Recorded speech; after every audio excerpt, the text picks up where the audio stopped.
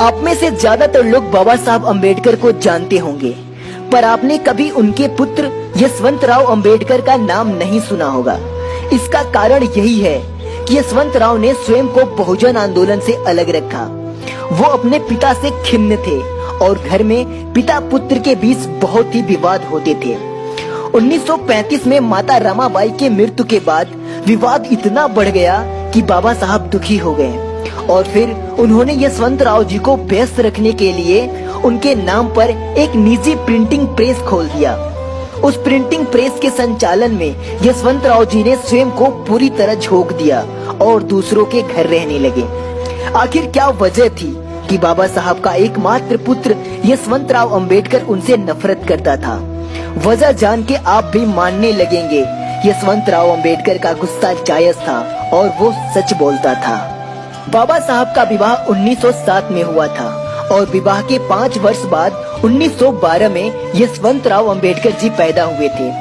यशवंतराव ने अपनी आंखों के सामने अपने 3 भाइयों गंगाधर, रामदेस, राजरतन और एक बहन इंदु को भूख और बीमार से दम तड़पते देखा।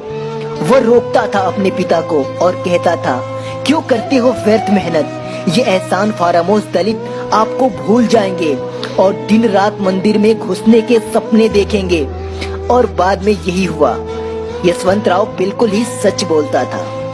यशवंतराव ने देखा कि उनके भाई राजरतन की लाश को शमशान ले जाने की जगह उनके पिता दलितों के लिए बनाए गए साइमन कमीशन की मीटिंग अटेंड करने चले गए। राजरतन की लाश को शमशान उनके चाचा और दूसरे लोग ले गए। यशवंतराव ने देखा कि उनके भाई राजरतन की लाश को ढकने के कफन के लिए उनके पास पैसे नहीं था। उन्होंने देखा कि उनकी माता ने अपनी साड़ी का एक छोटा टुकड़ा फाड़ के कफन की व्यवस्था की। वह कोसते थे अपने पिता को और कहते थे कि इन एहसान फरामोश दलितों की भलाई के लिए क्यों तुम मेरी माता को रुला रहे हो? ये एहसान फरामोश दलित आपको भूल जाएंगे। यशवंतराव ने अपनी आंखों से देखा कि उनके पिता तो स्कॉलरशिप पे कोलंबिया में पढ़ रहे हैं और मुंबई जैसे बड़े शहर में अपना खर्च चलाने के लिए उनकी माता गोबर के उपले बना बना के बेचती हैं। उसने देखा कि उनकी माँ अपने बच्चों के इलाज के लिए अपने रिश्तेदारों से बार बार वित्तीय सहायता हेतु विनती करती है और रिश्तेदार इधर उधर के बहाने बना के टाल देते। वो कोसता था अपने पिता को और कहता था कि इन एहसान फरामोश दलितों के लिए क्यों अपने परिवारजनों को दुखी कर रहे हो? ये एहसान फरामोश दलित आपको भूल जाएंगे और एक दिन देवी देवताओं के भजन गाएंगे। और बात बिल्कुल सही हुई, क्योंकि यशवंतराव सच बोलता था। यशवंतराव ने अपनी आंखों से अपनी माता रमाबाई को सन 1935 में भूख और बीमारी से दम तड़पते देखा। इन सब अनुभवों ने छोटी उम्र में ही यशवंतराव को दुनिया की कड़ी हकीकत से वाकिफ करा दिया।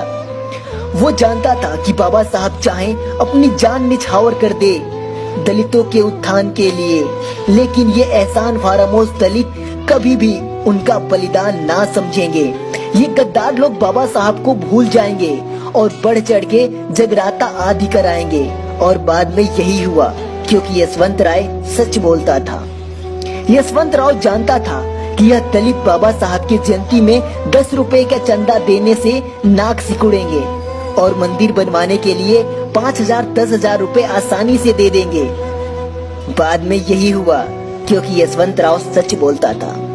यशवंतराव जानता था कि जब किसी शहर में बाबा साहब की जयंती मनाई जाएगी तो शहर के 20-30 हजार दलितों में से केवल 100-150 लोग ही जयंती मनाने आएंगे, ताकि उन्हें कोई महार चमार भंगी ना समझ बैठे।